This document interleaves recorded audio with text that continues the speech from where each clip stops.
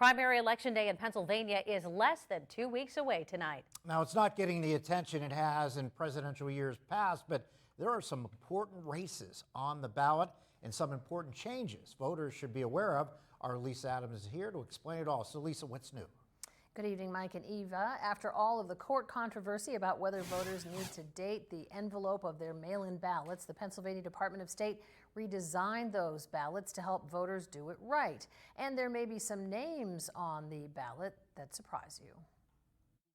Unlike recent presidential races in Erie County with lots of candidate visits, interest in the late 2024 Pennsylvania primary seems low, at least at the voter office. It doesn't seem to be like there's a lot of interest right now.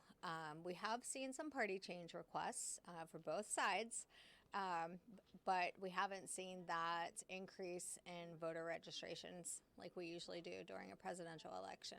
After a long court controversy about whether mail-in ballots must be dated, and based on a Third Circuit Appeals Court ruling recently for now they must, voters who choose the mail-in option will notice a redesign of the envelopes by the Department of State.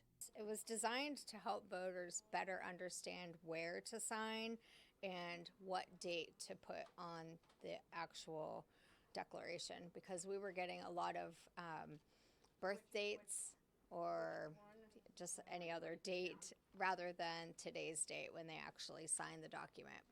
GOP voters may be surprised to see Nikki Haley's name on the ballot, although she suspended her campaign March 6th. Votes for her will be tabulated, but not so for U.S. Senate candidates William Parker and Joseph Vodvarka. Yeah, so Nikki Haley is still on the ballot. She did not request to be removed through the courts, so her name still appears on the ballot. And then we actually have two candidates for U.S. Senate, one Democrat and one Republican, who have both since been removed.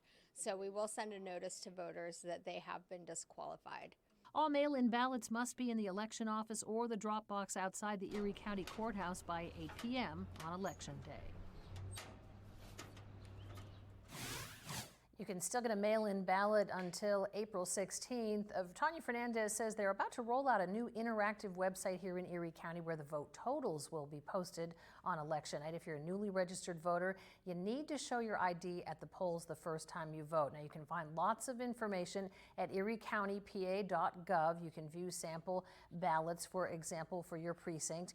And at votepa.gov, which is a state website behind me here, you can see those steps for completing your mail-in ballot. Step one, you've got to fill out the ballot with blue or black ink.